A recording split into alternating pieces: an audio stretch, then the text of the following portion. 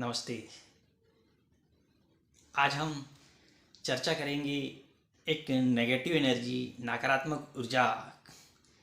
का हमारे जीवन में क्या प्रभाव देखते हैं। अक्सर हम सुनते हैं ना कि किसी ने मुझे कुछ कर दिया है का भाव जागृत होना, या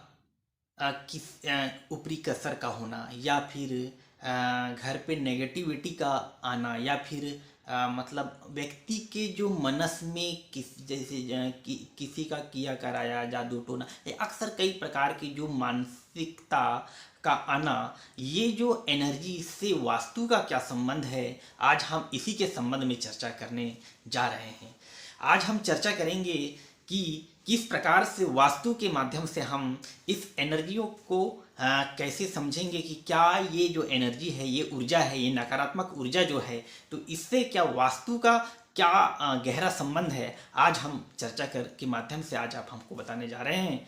तो जो जीवन में जो नकारात्मक जो ऊर्जा का जो प्रभाव, कहने का मतलब ये है कि ये जो कुछ संकेत हैं जो कैसे आते हैं, क्या ये जो ऊर्जाएं हैं, नकारात्मक ऊर्जा जो है, उनके कौन कौन से संकेत हो सकते हैं। जैसे उदाहरण के लिए आलस्य का आना,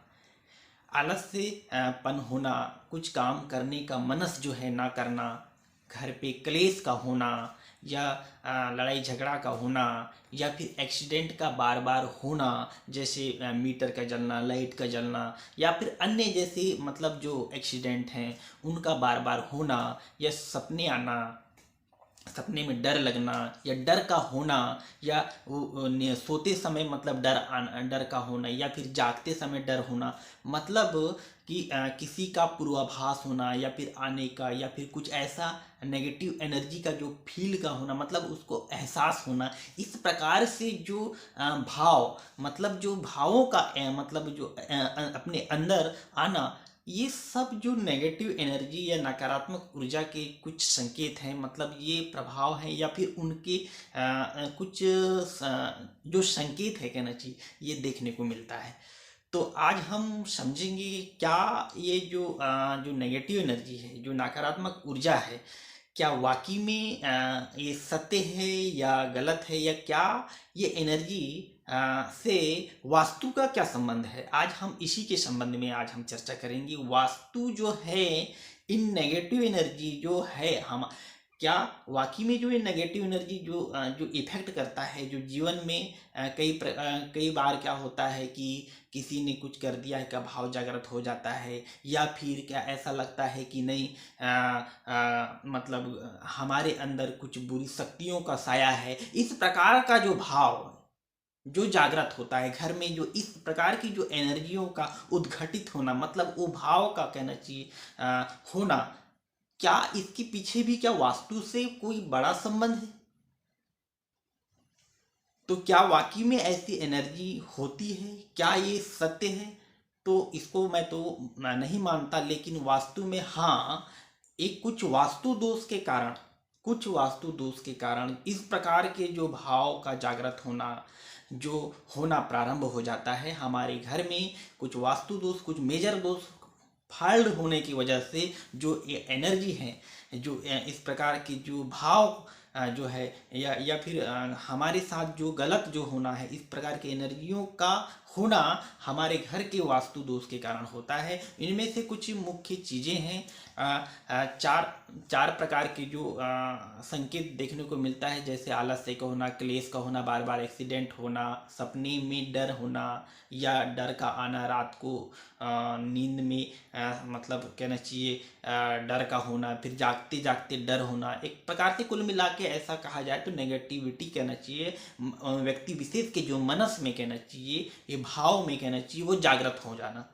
तो अब इसके कुछ कारण हो सकते हैं, जैसे ईशान कोण, मतलब एनी बोले तो ईशान कोण में हो सकता है कि किचन का हो जाना, या टॉयलेट का होना, जो कहना चाहिए इस प्रकार के भाव या फिर इस प्रकार की ऊर्जा को जागृत करता है, नेगेटिव एनर्जी को मतलब कहना चाहिए एक्टिव करता है। और जैसे उदाहरण के लिए बेडरूम का गलत स्थान पे हो जाना, जो है व्यक्ति को आलस से का आना, या फिर मतलब क्लेश का होना, ये बेडरूम के गलत जगह पे हो जाने से इस प्रकार के जो प्रभाव है देखने को मिलता है। और भी बहुत सारे ऐसे फॉल्ट हैं, जैसे बेडरूम का WNW में होना, ESE में होना, SSW में होना, इस प्रकार की जो कुछ नेगेटिव जोन्स में हो जाने से, दिशाओं में हो जाने से, नेगेटिव जगह में हो जाने से, गलत देवता असुर स्थान पे हो जाने से जो व्यक्ति के जीवन में वो प्रभाव है देखने को मिलता है। और वैसे ही उत्तर दिशा में लाल कलर हो जाने से या फिर साउथ ईस्ट में नीला या काला रंग हो जाने से भी ये मतलब जो प्रभाव है देखने को मिलता है। और साउथ वेस्ट में मतलब पितृ जो है इसमें कोई टॉयलेट होगा या फिर वहाँ कहना चाहिए रेड कलर का आ जाना भी इस प्रकार का जो है मतलब जो नेगेटिव एनर्जी को कहना चाहिए उत्पन्न करने में, मतलब नेगेटिव एनर्जी का भाव का जागृत होने में जो है इस प्रकार का जो मतलब देखने को इफेक्ट देखने को प्रभाव देखने को मिलता है। तो आज हम दक्षिण दिशा की बात करते हैं। दक्षिण दिशा में पानी का आ जाना, पानी आना है नीला कलर या लाल कलर का सॉरी काला कलर हो जाना साउथ ईस्ट में, तो ये जो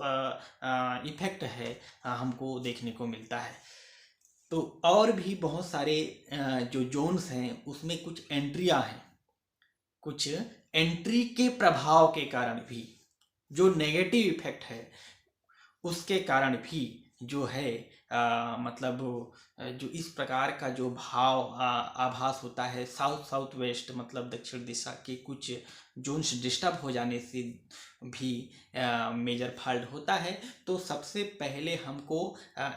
इस प्रकार का जो भाव या ऊर्जा या इस प्रकार का जो एनर्जियों का मतलब नेगेटिव एनर्जी का जो फील होता है, तो सबसे पहले हमको घर को एक कहना चाहिए पंच तत्वों के आधार पे बैलेंस करके, बार चार्ट के आधार पे उसको बैलेंस करके और वहाँ की जितने भी दोष है, वास्तु दोष है, उसको ख़त्म करने के बाद हमको ख़त्म करना बहुत अनिवार्य है। और कहना चाहिए हर एक देवता असुर को चेक करना होगा, क्या इम्बैलेंस है, क्या संतुलन की स्थिति में, हर एक चीज़ को हमको संतुलन करना होगा। उसके बाद कुछ हम आपको एक दो उपाय बताते हैं, वो भी करना अति आवश्यक है। जैसे उदाहरण के लिए कपूर को कहना चाहिए मतलब प्लेट में रख कर नीचे से आग दे के जलाना चाहिए। और जैसे गोमती चक्र को कुछ जोनों में रखना और बेडरूम में साथ में अपने साथ रखना चाहिए। तो गोमती चक्र और पीली सरसों को गुरुवार के दिन पूरे घर पे छिड़क कर झाड़ू से साफ कर मतलब नेगेटिविटी को कहना चाहिए बाहर साफ कर देना चाहिए। और ऐसे कुछ छोटे छोटे उपाय हैं जो हमको अपने जीवन में अपनाना चाहिए। परंतु सबसे पहले हमें कुछ, जैसे मैंने आपको